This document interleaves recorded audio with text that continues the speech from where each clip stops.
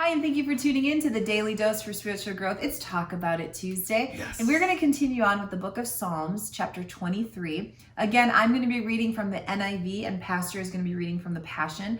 But today we're going to be focusing on verse 2. All right, here's what it says.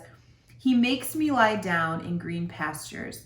He leads me beside quiet waters. And then the Passion Translation says, He offers a resting place for me in His luxurious love.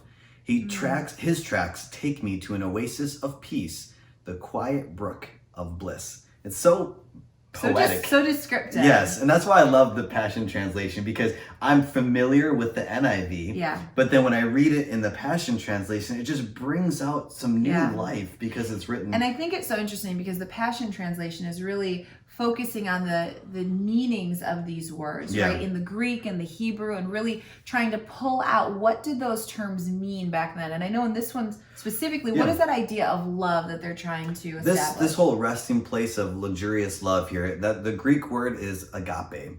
Agape love. Most of us have probably heard that term before. Yeah, but maybe you didn't know that it's actually two words kind of combined into one. Ago means to lead like a shepherd, and then the verb peo is to rest. Wow. And so if you combine the two, it's the Lord leading us to a true resting place. Wow.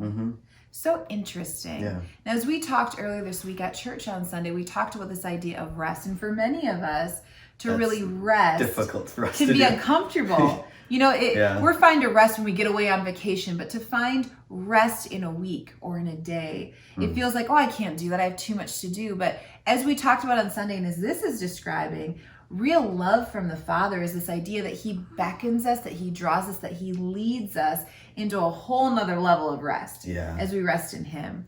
And so our challenge to you today, as you talk maybe with your spouse, a friend, a coworker, maybe an adult child, is to really talk about what in your life really produces a rest in you. What are things that you found to be restful, where you get revived and rejuvenated and refreshed?